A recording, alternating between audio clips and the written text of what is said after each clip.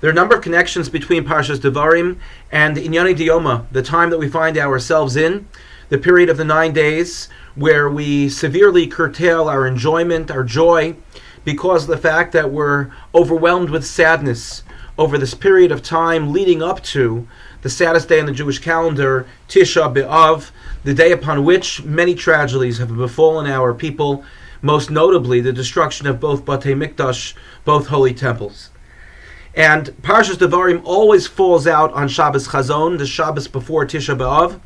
And one of the points that is exceptional, that we always recognize, is that the word Eicha appears in Parshas Devarim as it does in the Haftorah by Yeshayahu Hanavi, the second prophet who used the word Eicha in addition to Moshe, and by Yirmiyahu, most notably, who wrote the Megillah of Eicha. The word Eicha is really bemoaning a situation. So when it came to Yirmiyahu, he was bemoaning Eicha, considering what had happened to Yerushalayim. And similarly, Yeshayahu, when he speaks of Eicha, he's also speaking about what happened to Tzion. Eicha haisa lezona kirya ne'emana. He says, look what's taken place. Look how Yerushalayim used to be the most beautiful, the most splendid, and now how it appears to be. So both Yirmiyahu and Yeshayahu are really speaking about Yerushalayim when they use that word Eicha. Moshe is speaking about himself. When he says the words Eicha esa levadi, how can I carry by myself Tarchachem, Masachem, Virivchem? How could I, Moshe, possibly carry the burdens of the Jewish people, the contentiousness, the burdens, and the quarreling of the Jewish people? So while not speaking about Yerushalayim, perhaps there's a deeper message that Moshe is speaking about himself, about the individual, to the klal, to the people, and about the people. And what is it that Moshe is saying? He's saying that it's just too much.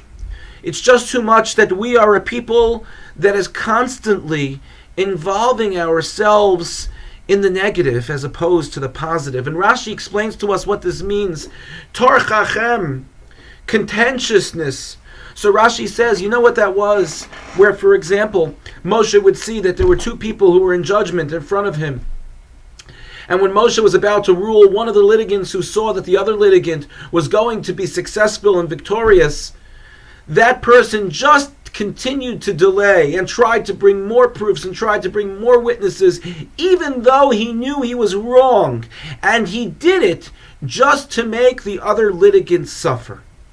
So that's the first area that I want to focus on. I think it's important that we recognize is that there's a part of us that sometimes, when it comes to someone else, we may get a little bit too much enjoyment out of seeing someone else when they suffer, despite whatever they may have done to us.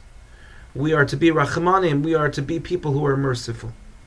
That's the way Hashem wants us to be, and we can't enjoy when another Jew, on whatever level, is suffering. Umasachem, their burdens. So Moshe Rabbeinu, Rashi explains that Moshe noticed the people, they would complain about him. That when Moshe left early from work, from his office, from the tent, the people would say, Moshe probably doesn't have things good at home. That's why he has to go early and make peace at home, because everyone's probably fighting in his home. He's probably fighting with his wife. And when Moshe would leave late, they said, Moshe's probably staying late at work to plot against us, to cause us problems. That's what he does. They didn't have any possibility of looking at Moshe with a positive eye, with the benefit of the doubt, with the feeling of love, of ahava, that is required for every Jew to have, not only of their leaders, but of each other. That was also missing. And finally, Virivchem, how many times Moshe sees that the people are quarreling for no reason, for nonsense. How many times do we find ourselves quarreling, fighting over complete nonsense when we look at the bigger picture? And sometimes it takes a tragedy for us to recognize that, to realize that. Let us hope that this period of the 9 days, the Tisha B'Av, puts us in a frame of mind where we recognize that the second Batei Mikdash was destroyed because there was a sense of sinas chinam, baseless hatred toward each other. And we can be the generation to show the baseless love. we can correct the mistakes of the Jews in the Midbar, the mistakes that were made, that Moshe describes, that have been mistakes that have been carried out for generation to generation, leading into our generation. With this knowledge, with learning from the past, may we be zoche to correct it, and in doing so, merit to see the rebuilding of the third Beis HaMikdash and the simcha of Yerushalayim. As we say, Kol mis'abel al Yerushalayim, anyone, the Gemara says, who is mis'abel, who mourns over Yerushalayim, will be zoche v'roa b'simchasa, will merit to see its happiness. Thank you for listening. Good Shabbos, and an easy and meaningful fast.